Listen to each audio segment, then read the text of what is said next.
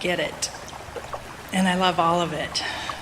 My question is, if we don't have a new direct desire, if we're just happy and we just like flowing downstream, then what's really going on in your vortex will show itself to you, and you will feel the inspiration of that. Because you do always, no exception, have powerful desires. So if you're doing as you suggest that you might do, just chilling, looking for reasons to feel good, you will be in the receptive mode, and you will begin to receive the momentum of that vortex. so I get the big things. I'm okay with my big desires. Like, my marriage is not perfect. I have issues with other big things, money, whatever. I'm okay with that, flowing downstream, letting the universe back me up.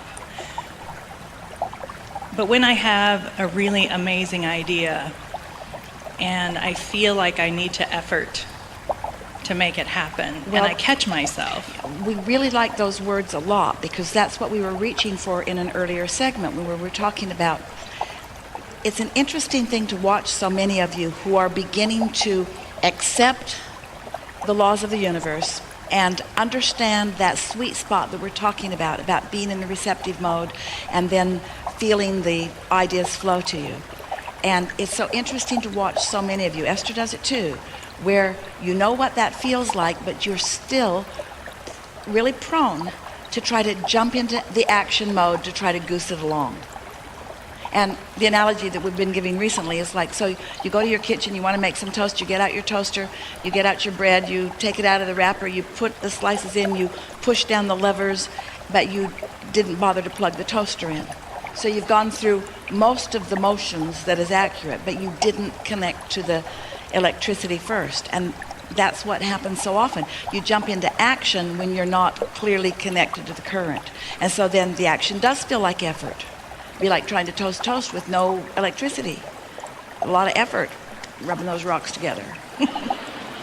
So if you're there, so can I go along having chocolate cake and doing yoga and massages and love and life, knowing that that's all being done? Do Yes, I you have can. to do anything? Well, Because I really like the massage. I really like the chocolate cake. you see, what will happen is that if you are really in a place of non-resistance, now, if you're getting a massage and feeling guilty about it, or eating chocolate cake and feeling guilty about it, then you're not really going with that flow that you're talking about.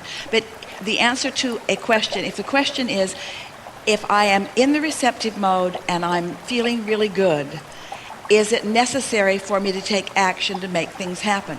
The answer to that is no. It is not necessary for you to take action to make things happen, because universal forces are lining things up. However, you will be inspired to act, but it won't be the action that makes it happen. It's hard to hear because you're action oriented.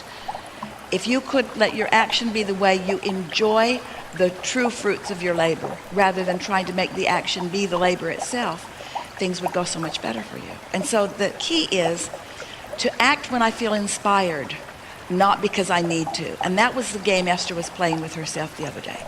She didn't want to act out of need. She didn't want to motivate herself. She wanted to be inspired. She wanted it to come from the vortex, but it took a little while. Well, and the action that I speak of is not even unpleasant. It's pleasant action. I love my ideas, and I love being able to help people. And Then what are you talking about? I want to flow down the river and just let it be handed to me. And I do feel it's not even guilt anymore. But that's the way this sweet spot that we've been talking about of thoughts turning to things is. Things are just handed to you. They come in the form of an idea, and then another idea, and then a rendezvous, and then another idea, and then a rendezvous, and then an impulse to go somewhere and do something with someone. It is all handed to you. But there's something in the human psyche that goes something like, things shouldn't just be handed to me, I should earn it, I need to deserve it. So we spend some time wanting to convince you that you are deserving of it. We're talking with the young father, with the little baby earlier, and we started this conversation about not encouraging your baby or anyone, and no longer doing it yourself so much, of replacing your inner being with other people. But so many of you have done that already, where you're trying to get the marks on the chart, or you're seeking approval from someone. And so you have gotten into the habit of acting, because when you get a job, usually the person who's paying you is expecting some action from you.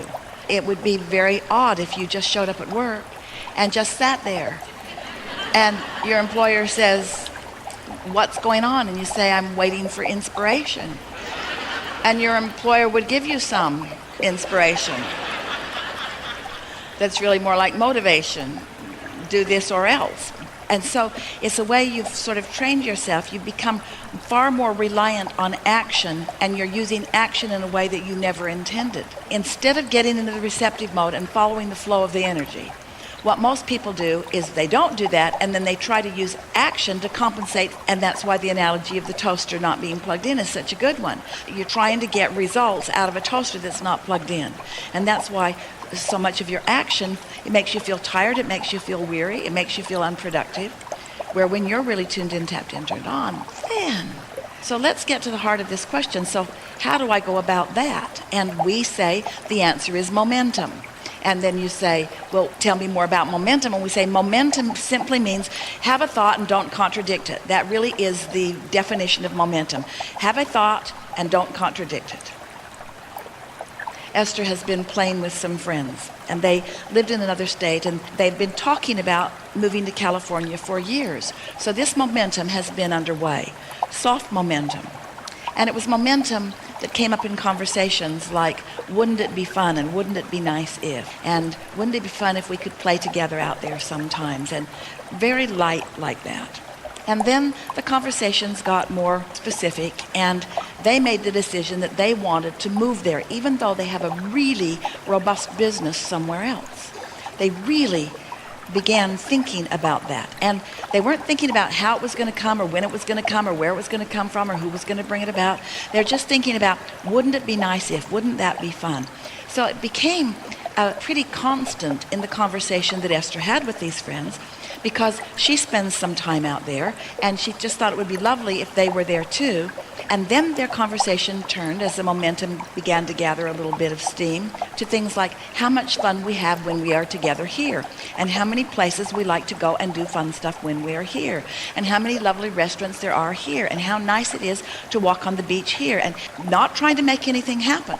They were just sort of milking what they all could feel like momentum. They could feel that there was subtle momentum going, and they began milking it, not to make anything happen, but for the pleasure of the milking of it. That was their agreement with each other. We'll talk about this if it feels good. So every now and again, one of them would call the other of them when they felt inspired to do so, when there was a little momentum going. And then a job opened up for one of them. A significant job opened up. And the question was, so do we take that job? Well, don't take any action until you can't stand not to take the action, was sort of the agreement that they had. And so as this began unfolding, Esther said to them, because she happened to be there, and they made the move, he took the job, everything is unfolding, and Esther said to her friends, "I'm going to be out there for about 2 weeks during such and such a time, and I have about 4 days that I could focus with you as you move into your new house." That was all that was said. And then momentum started flowing. They were hanging around together, and they'd get an impulse to go over there, or to go over there, or to go over there. And in 4 days, they found everything from top to bottom that was necessary for this house with such ease and flow, and really very little spending of money because of the way it was unfolding, that Esther has been saying to anyone who she can pin down to listen to her, those were 4 of the most fun days I've ever lived in my entire life. So now she's trying to figure out why. What was so fun about it? Why did it feel like that? And then as she listens to us, we go on and on about the vortex, and we talk about the sweet spot, and she realizes, hey, we were in the sweet spot. So what are the components of being in the sweet spot? What does Abraham mean by that sweet spot? Well, we weren't trying to make anything happen, and we're all in love with each other, and there was zero criticism about anything, there was zero worry about anything, and there was zero effort about anything. It was just, how much fun can we have together while we're doing this?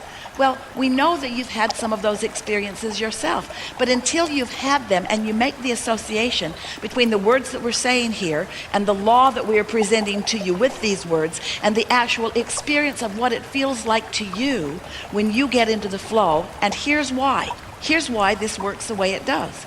Through life, you have put endless things into your vortex, which means your inner being who stands in your vortex, in this vibrational reality, knows where you stand in relationship to everything you want, knows where you are in relationship to everything you want, and here are the most important words, and knows the path of least resistance to call you to them.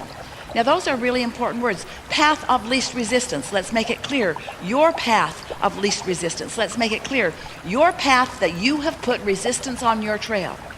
Your inner being knows where all of your bugaboos are, where all of your hang-ups are, where all of those engines are likely to be. Your inner being knows where everything that is potentially in your way is in terms of the thoughts that you think. And your inner being is calling you over and around and under and through all of that resistance. So if you are following your joy as you want to do but are really a little reluctant about, if you're following your bliss, if we are really doing a sales job and you are hearing it, that if you could get into that place where you're not acting out of need but acting out of want, not acting because somebody else wants you to, but acting because you want to, really following the inspiration, while it will be slow going in the beginning, because frankly most of you have been motivating yourself by what will go wrong if you don't act for so long that it's going to take a little bit of adjustment for you to do things because you want to do them. But we promise you it is really worth turning that corner and understanding that, because of all of the power that's in your vortex and all of the knowledge that your inner being holds, and because of all of the rendezvous and what you want to call coincidences that will line up for you and give you not only the results that you're looking for, but the ride that you want along the way. You've been saying, we hear you say it to each other all the time, the joy is in the journey, and there's rare one of you that even understands what that means. Because you mean the joy is in the journey on the way to where I really want to be, which is my destination. That's what you mean when you say the joy is in the journey. The joy is in the journey on my way to where I really want to be. And if where you really want to be is taking a higher priority within you than the journey that you want to be on, then it's out of balance still, you see. So we are really encouraging you to find a handful of things that you really like to do and just do them as much as you can, so that you will put yourself in a place of feeling some of the blessedness that you really deserve to feel. But even as we ask you to act like that, take this action of pleasure, we realize that we're contradicting our own message a little bit, because we really don't want you to act. We want you to find thoughts that get so big that you can't refuse them anymore. We want the thought to be so big that you can't refuse the inspiration of it anymore. But in order to do that, you got to start in this place where you stop contradicting the thought. You've got to let your thoughts become powerful. You've got to let a thought of your desire get enough momentum that it calls you. It's already called your inner being, and it's already called all of the other cooperative components. You're the last one who's holding out. So you've got to get enough momentum going that your desire can call you into that flow, into that stream. And the only way that will happen is you have to stop putting contradictory thoughts on the other end of your train. That's the only way.